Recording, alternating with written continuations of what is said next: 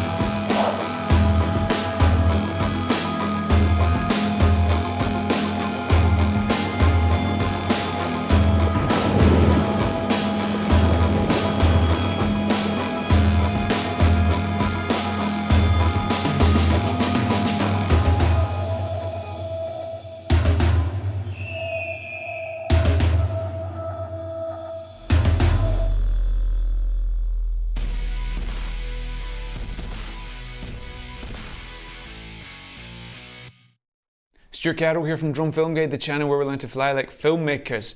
I'm sure we can all agree that those shots were incredible, and there's going to be a lot more of that throughout this video, so do stay tuned. They all come from one place, ELLIS Van Jason, drone FPV master. His work just resonates so much with me, and when we reached out to him I was very excited to get the keys to the kingdom to go through all the raw material, his original media, to actually look into this work and see why it is so good. So we've identified 5 repeatable strategies that you and I can learn from someone like ELLIS to try and raise the quality of our FPV work and get somewhere close to this level of expertise. You have to fly smoothly with purpose and use the newfound maneuverability capabilities of FPV drones for a reason. Look at ELLIS's work and you don't see all that acrobatic stuff. Now, I do enjoy watching that kind of academically. I think it's interesting to see drones flip about. It makes me feel a bit motion sick within a few seconds, I have to say, but I do enjoy it. But we're talking about cinematic FPV here, and that motion has to have a purpose. It's the same with any drone, because with normal drones, normal camera drones, you can use intelligent flight modes to get all kinds of crazy maneuvers, but it doesn't necessarily enhance the story or enhance the reason for taking that shot in the first place. ELLIS's shots are smooth, the banking, rolling motion is kind of undulating and hypnotic almost, and really takes us into the shot. It doesn't take us out of the shot, it doesn't distract us, it adds to the value of that shot. So just because you have all these options for crazy motion with FPV drones, if you're wanting to create something that's cinematic and that's going to look good side by side with your non-drone footage, do it smoothly, with purpose, and go easy on all the flips and the turns. Next up, you're going to want to film subjects. Now, it's nice to fly around and just show the landscape, and if the landscape is astonishingly beautiful, like it is in ELLIS's work, then that's great as well.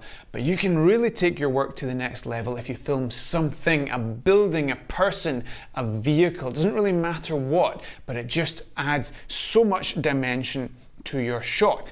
You can make that even better if you reveal that subject. You've created suspense by not showing it in the very first frame. You're flying along, the motion of the camera and the drone then reveals new parts of the frame, and it just engages you so much more than if you just showed it in the very first frame.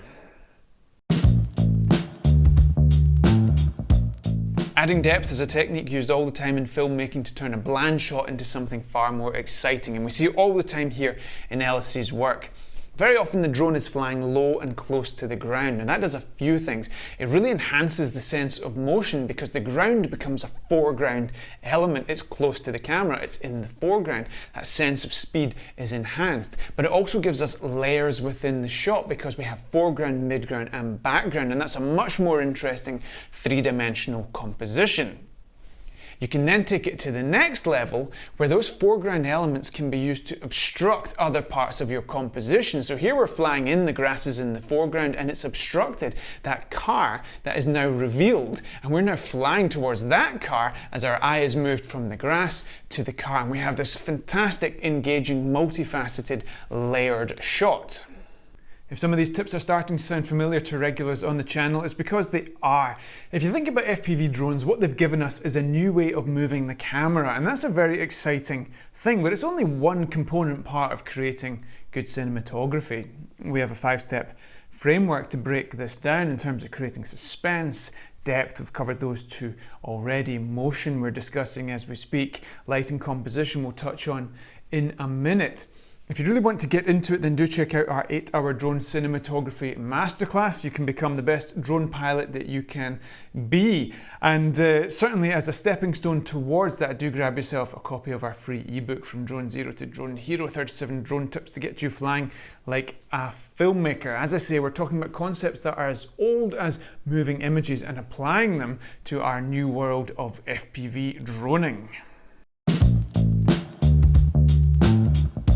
Next up, we're going to need good locations for our shoots. Now, unfortunately, it's a fact of life that if, like Ellis, you mountaineer your way to the top of the Swiss Alps, you are going to get better shots than those of us who drive 30 seconds to our local supermarket car park. Now, that's not to say you can't get great shots in those locations if you apply filmmaking principles, but by and large, we're going to have to put a bit of effort into finding good locations.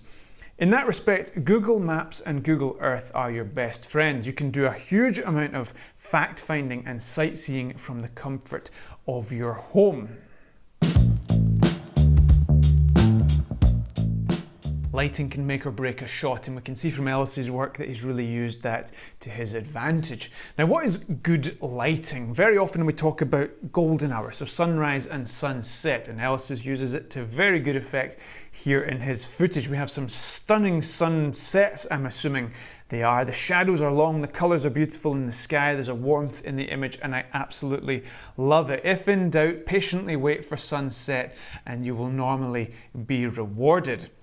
Another angle that we see here from time to time, however, is dappled light, I call it, when there's clouds in the sky. So the clouds create shadows on the ground, and that creates textures on the landscape. So we have some fully illuminated sections and we have some shadowed sections, as you can see here in this shot. And for me, that creates a very interesting lighting environment also. We're trying to create depth in the image. We have a 2D representation of the real world, and we want it to look as 3D as possible. And this can be a good way of doing it. For those of you wondering, Ellis is using a custom FPV drone build with a GoPro as the camera, and he has tremendous expertise in terms of building those drones, configuring them and flying them, which has always been the intimidating barrier to entry for a lot of us. But as you've seen, those maneuvers that he does are fairly simple, giving full credit, of course, to what he's doing and the risks involved. We're not talking about mad acrobatics that require 5 years of practice and a lifetime of playing computer games to pull off. Now, especially with the DJI FPV and these new hybrid GPS modes, like sports mode, it will be achievable for fairly inexperienced pilots to get that kind of result from a movement perspective. And I think that's very exciting. So as you can see, there's a little bit more to creating stunning cinematic footage with your FPV drone than just sticking it up in the air and screaming it around like a maniac. But the exciting thing is that these are all repeatable strategies that you and I can employ to achieve these kind of results. And the pilot skill and the motion of that drone, it is important and it's on the list, but it's probably not even the most important thing when you compare it with lighting or finding subjects or finding good locations or creating suspense or adding depth to your shots. It's just one element, and you can build up to that. If you're working on those other parts at the same time, you're going to get some great results.